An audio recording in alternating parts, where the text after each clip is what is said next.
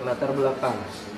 Talcott Persson lahir pada tanggal 13 Desember 1902 di Colorado dan dia meninggal pada 1979 di Munchen.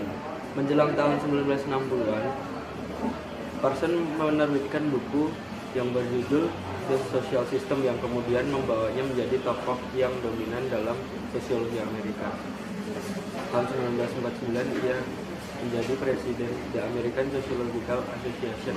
Dia menjadi ketua jurusan sosiologi di Harvard pada tahun 1944. Dan 2 tahun kemudian dia mendirikan Departemen Hubungan Sosial yang tidak hanya memasukkan sosiolog, tapi juga berbagai sarjana ilmu sosial lainnya.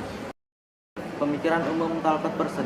Dalam perkembangan pemikirannya ada 3 hal besar yang mempengaruhi pendekatan psikologis Persson. Hal yang pertama, perhatian Persson terhadap masalah kemanusiaan dalam lingkungan sosial masyarakat barat. Hal yang kedua, ketertarikan Persson pada ilmu kedokteran yang membuatnya belajar biologi dan filosofi, walaupun akhirnya dipisahkan oleh dunia sosiologi. Tetap bertahan dan mempengaruhi beberapa aspek dan ide-idenya tentang sosiologi. Hal yang ketiga, mempengaruhi pemikiran Persson adalah sifat-sifat ekonomi sebagai kajian ilmiah. Pendekatan fungsionalisme struktural ini timbul lewat cara pandang yang menyamakan masyarakat dengan organisme biologis. Pandangan ini merupakan pengaruh dari pandangan tokoh sosiologi lainnya yaitu Herbert Spencer dan Auguste Comte yang menjelaskan bahwa adanya saling ketergantungan dan keterkaitan antara satu organ tubuh dengan organ tubuh kita yang lainnya. Dan ini dianggap sama dengan kondisi masyarakat. Ini penjelasan mengenai persamaan antara 2 hal tersebut, antara organisme biologis dan masyarakat. Berikut penjelasannya. Yang pertama, masyarakat itu tumbuh berkembang dari masyarakat sederhana menuju masyarakat yang kompleks. Yang kedua, pertumbuhan dan perkembangan masyarakat berjalan secara perlahan atau evolusioner.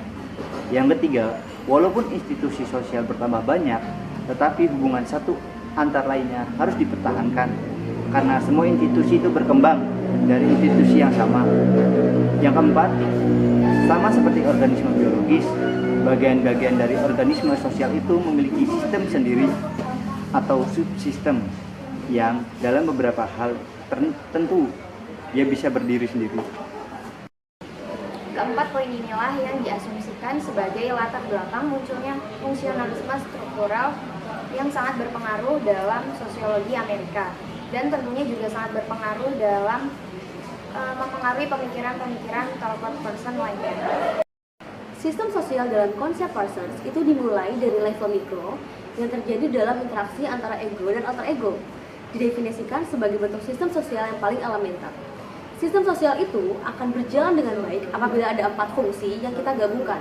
Yang pertama ada adaptasi, pencapaian tujuan, integrasi, dan pemeliharaan pola-pola laten. Keempat fungsi tersebut harus digabungkan supaya semua sistem itu dapat berjalan dengan lancar dan bertahan. Di mana keempat fungsi tersebut dapat digambarkan sebagai berikut. Integrasi. Suatu sistem harus mengatur antar hubungan bagian-bagian komponennya. Ia juga harus mengelola hubungan di antara 3 imperatif fungsional lainnya, yaitu adaptasi, pencapaian tujuan, dan latensi. Yang terakhir, latensi atau pemeliharaan pola. Suatu sistem harus menyediakan, memelihara, dan memperbarui baik motivasi para individu maupun pola-pola budaya yang menciptakan dan menopang motivasi itu.